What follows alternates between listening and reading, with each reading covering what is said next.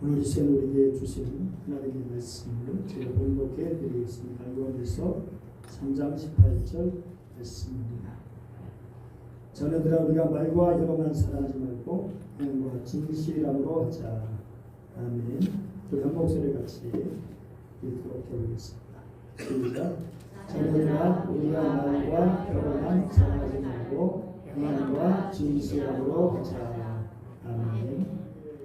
실천사항 중에 마지막으로 환경보전에 생활하고 창조세계를 돌본 교육하고 되겠습니다. 제가 환경연대의 지역적 환경연대라는 이제 단체가 있었는데 오래전 얘기지만 거기에 관여하면서 우리가 교회에서 우리 그 단체를 지원하게 됐습니다. 환경, 지역사회 환경을 살피는 일 정말 중요한 일이죠. 그래서 우리 교회 홈페이지에 계속 환경에 대한 그러한 내용 기사들이나 또는 영상들을 계속 올리고 있습니다. 홈페이지 들어가 보면 여러 개 또 제가 환경 문제에 이렇게 반응하는 것이 기록되어 있기도 있습니다. 하나님께서 세상을 창조하셨죠. 말씀으로 창조하시는데 뭐라고 이렇게 하셨죠? 수고하는데 심히 좋았더라. 경탄하셨죠. 그런데 이러한 세상을 인간을 파괴하고 멸종에 이르게 하는 끔찍한 죄를 저지르고 있습니다. 산업혁명 이후 전 세계적으로 멸종이 급증해서 지금 생명의 다양성이 파괴되는 대멸종 시대로 접어들고 있습니다. 유엔 사무총장 안토니오 구테레스 그는 이제 콥이라고 하는 2022년 주 정상회의에서 이런 발언을 했습니다. 지구온도가 계속 올라가고 있다. 그리고 우리 행성지구는 기후 재앙을 돌이킬 수 없는 티핑포인트, 즉 균형을 깨뜨리는 극적인 변화의 시작점을 향해서 빠르게 다가가고 있다라고 경고하면서 우리는 기후 지옥으로 가는 고속도로에서 가속 페달을 밟고 있다라고 경고했습니다. 그리고 2023년 이 콥 기후 정상 회의에서 한 톤을 더 높여가지고 인류가 지옥문을 열었다라고 말하면서 위험하고 불안정한 세상을 우리가 향하고 있다고 준엄하게 경고했습니다. 그리고 우리가 살아가고 있는 시대의 징표를 분별하는 가장 날선 예언자적인 목소리를 내고 있습니다. 아프리카의 노래 제목에 센세니나라고 하는 것이 있는데요. 센세니나, 이 센세니나의 뜻은 우리가 무슨 일을 저질렀는가라는 뜻입니다. 그런데 지옥의 문 앞에서, 기후 지옥의 문 앞에서 우리는 센세니나를 되뇌입니다. 탐욕을 붙이기는 산업 자본의 환상에 제공하는 장밋빛에 우리의 시력을 잃고 눈부신 풍요를 향한 과도한 욕망이 인류 사회를 이끌어가고 있습니다. 눈이 멀고 귀를 닫는 인류는 더 발전하면 더 많은 것을 누릴 것이라는 환각 상태, 집단 광기에 빠져 있습니다. 그리스도인도 예의가 아닙니다. 우주선의 애착과 탐욕에 따라 눈먼 우리들이 하나님의 창조 세계와 생명을 파괴하고 있습니다. 우리는 인간의 탐욕을 극대화시키는 경제, 정치, 종교, 대학 시스템을 의식적이든 무의식적이든 지지하고 있습니다. 인간들을 경제적 권위이고 진보라고 하는 신화에 사로잡혀서 하나님의 창조 세계를 무차히 파괴하면서도 그것을 알아차리지 못하고 깨닫지 못하고 있습니다. 우리가 깨어나 현실을 직시하면서 생태적인 멸망의 시대에 희망을 노래할 수 있을까요? 우리는 환각 상태에서 깨어나 신음하는 피조물과 함께 진정한 크리스찬이 될 수 있을까요? 우리는 사도 요한이 말했습니다. 말과 혀가 아니라 행함과 진실함으로. 이 말씀에서 생태적인 희망을 발견할 수 있습니다. 행함과 진실함으로 초대하는 예수님의 비유 한 자락을 들어보십시오. 율법 교사가 예수님께 질문하죠. 선생님, 내가 무엇을 하여야 영생을 얻겠습니까? 그때 율법이 뭐라고 기록됐습니까? 어떻게 읽느냐라고 물었을 때 그는 하나님을 사랑하고 이웃을 사랑해야 된다고 대답을 합니다. 예수님, 그래, 내 대답이 옳다. 이를 행하라. 그러면 살리라. 라고 말씀하십니다. 그런데 율법 교사가 자기를 이제 돋보이게 하고 누가 내 이웃입니까? 라고 대묻습니다. 그때 들려진 주의 말씀이 바로 강도 만난 자의 표죠. 어떤 사람이 예루살렘에서 여리고로 가는 길에 강도를 만났다. 예루살렘 여리고는 광야입니다. 광야길입니다. 광야길을 가다 보면 완전히 S자로 되어 있어가지고 여기서 저쪽을 볼 수가 없어요. 가는 길이 얼마 되지 않는데 그런 길이 있어요. 그러면 강도는 이쪽에 숨어 있으면 전혀 거기 있는지 알 수가 없어요. 그러다가 S자로에서 싹 돌아서면 강도를 만날 수밖에 없어요. 도망할 시간도 없습니다. 그래서 강도들이 가진 것을 다 빼앗기고 거의 죽을 지경이 되도록 맞았습니다. 마침 거기를 지나던 제사 그를 보았지만 그냥 지나가 버리고 말았습니다. 역시 레위인도 그냥 지나쳤습니다. 저는 그런데 얼마 후에 사마리아 사람이 아예 이 유대 사람 그냥 몸이 건강할 때 다치지 않았을 때 강도 만나지 않았을 때 받았으면 상종을 하지 않을 유대인인데 이 사람이 그냥 지나가지 않고 불쌍한 마음이 드니까 견딜 수 없는 마음이 드니까 달려가서 상처를 치료해 주었습니다. 그뿐 아니라 나귀에 태워서 주막에 둘러서 보살펴주고 돈이 더 들면 자기가 더 갚겠다고까지 말했습니다. 우리는 대화의 교회의 말씀을 통해서 선택과 행동을 요청받고 있습니다. 강도 만나 신음하는 사람을 보고 그냥 지나쳐가겠습니까? 아니면 가서 이웃이 되어주겠습니까? 제3과 레위는 왜 그냥 봤으면서 지나쳤을까요? 이 사람들은 자기들의 종교적인 사람들 때문에 그래요. 만약에 이 사람이 죽어버리면 시체를 만들까? 결국 부정한 사람이 되는 거예요. 그러니까 자기들의 율법에 따라서 결국 이 사람을 지나치는 거예요. 이러다 죽어버리면 어떻게 해요?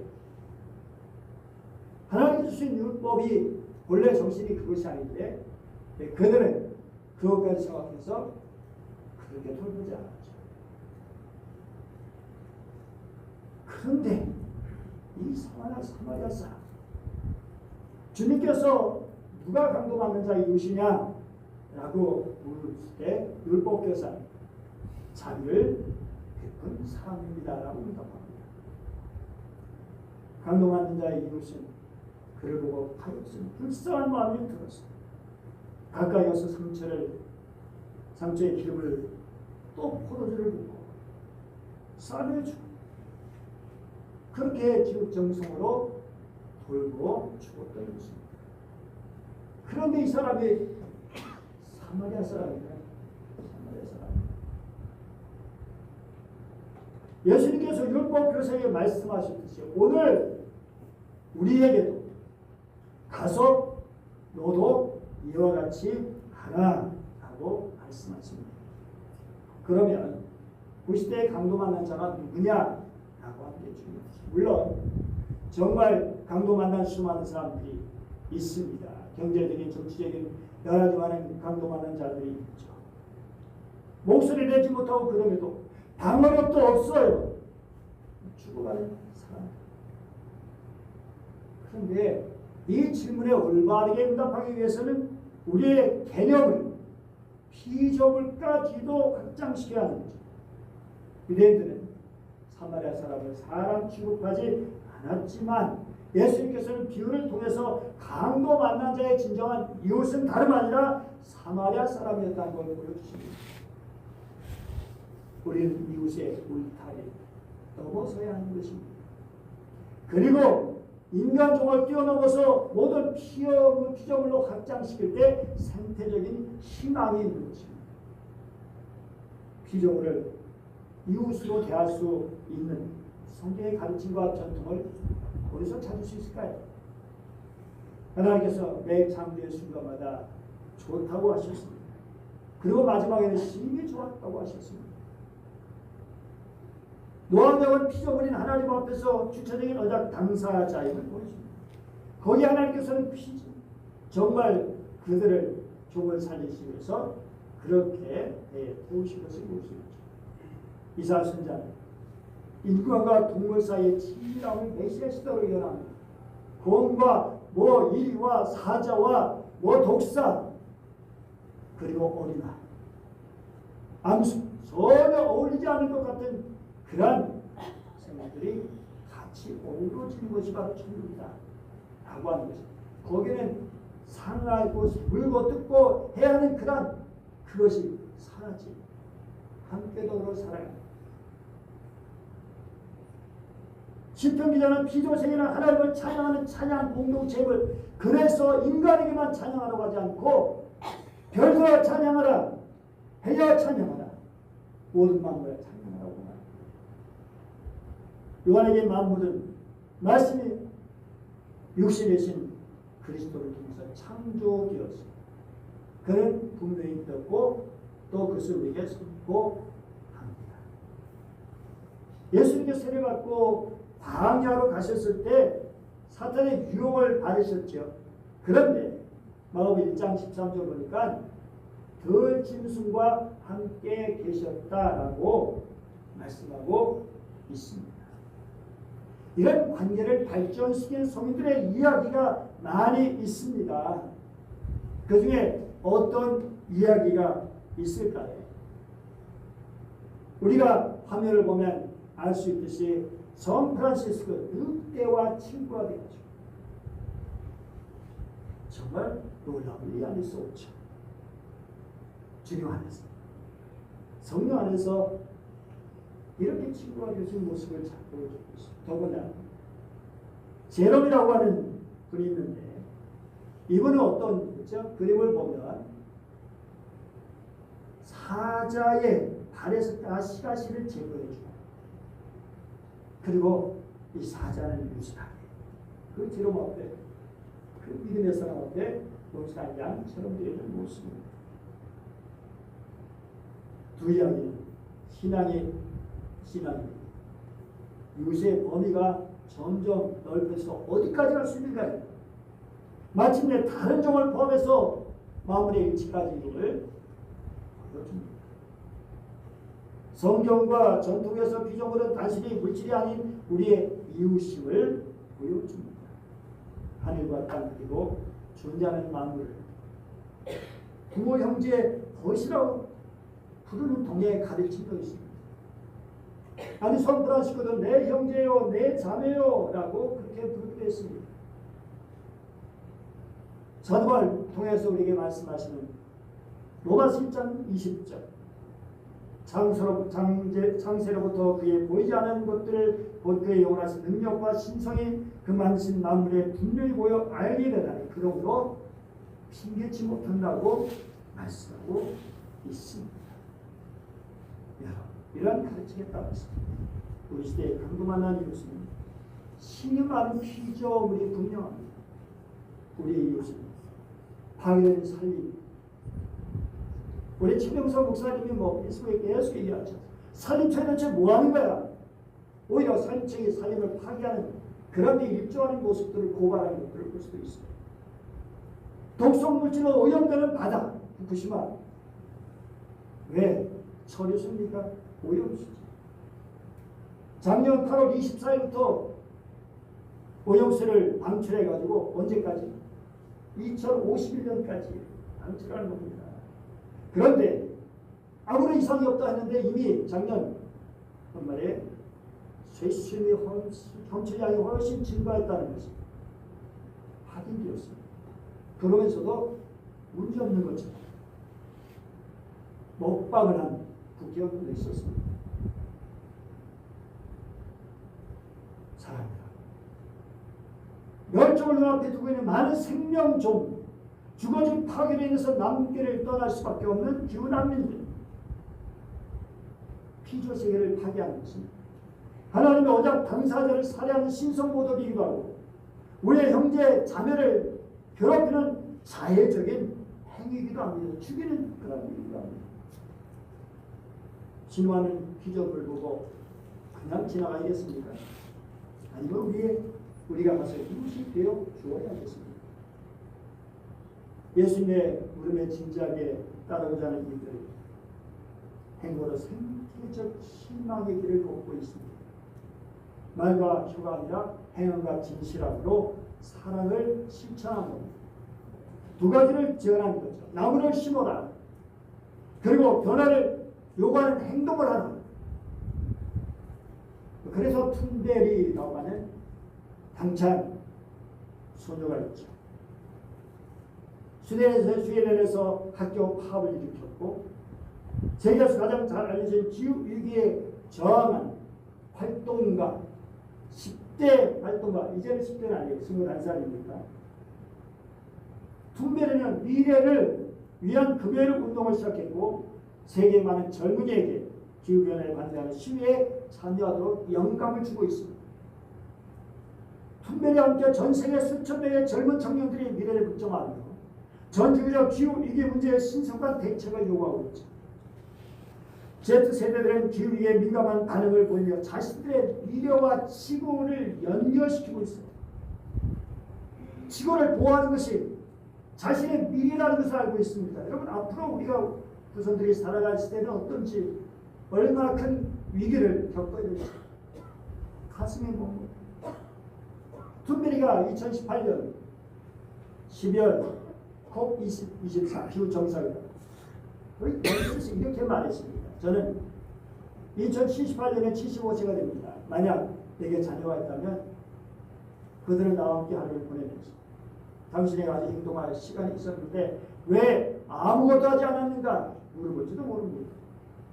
당신은 자녀를 사랑한다고 말을 하지만 여전히 자녀의 미래를 빼앗고 있습니다. 말과 해로만 살아지 말고 행동과 진심으로 사랑하라. 사도의 친구와 똑같은 겁니다. 구상 시인이 있죠. 논일에 두일의 강아지만큼 은총에 눈을 뜬다. 강아지가 이제 눈을 뜨게 됩니다. 은총에 눈을 뜨는데 눈을 뜨니까 세상은 은총으로 가득하고 모든 것이 새롭고 소중하고 아름답다 라고 창조의 경이로움을 노래하고 있습니다. 그런데 우리도 그런 경이로운 세상을 두고 볼 수 있을까요? 언제까지? 그 경이로운 세상을 눈뜨고 볼 수 있다면 우리는 신음하는 피조물의 이웃이 될 수 있는 거죠. 사마리아처럼, 은총의 숲처럼, 그리고 툰베리처럼 우리 크리스찬들은 열린 기후 지옥의 문을 닫고 하나님께서 보시기에 심히 아름다운 지구 공동체를 돌보는 데 상태적인 헌신을 해야 합니다. 시인 오스카 해머스타인, 이번에 말과 혀간의 행동과 진실함의 사랑을 종과 노래에 비유하여 읊고 있습니다.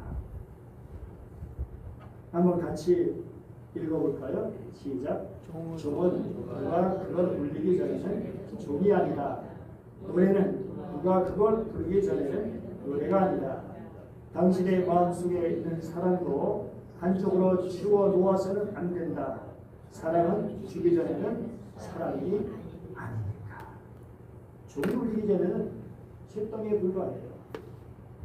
종소리를 낼 때 종으로 존재합니다. 아무리 아름다운 노래 붙여있다면 노래가 될 수 없어요.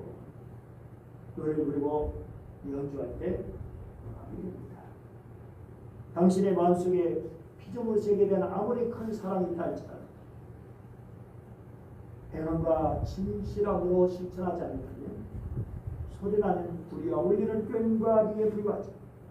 사랑은 말과 혀가 아닌 당신의 진실한 손과 발 그리고 온몸으로 나무를 심고 생태 전환을 요청하는 것입니다. 이제 밴드를 통해서 이미 게시판에 붙여놓고 있고 여러 실천사항들을 이제 계속 올릴 것입니다. 그것이고 생태 위기 시대 정말 주님의 창조하신 우리 하나님 아버지께서 창조하신 그 귀한 창조 세계 하나님께서 독생 예수를 통해서 말씀으로 성령으로 창조하신 그 세계를 행함과 진실로 사랑하고 돌보면서 생태적인 희망이 되어가는 저런 되시기를 축복합니다. 기도하겠습니다. 은혜로우신 하나님 아버지 감사합니다. 말과 혀로만 사랑하지 않고 행과 진실함으로 우리 성도 또 다른 사람을 할 때 주님을 대할 때 그렇게 하게 하시되 또 피조물을 대하면서도 하나님께서 그렇게 아름답게 보셨던 창조 세계를 바라보면서 그렇게 사랑할 수 있도록 도와주옵소서. 주 예수님의 이름으로 기도드립니다. 아멘.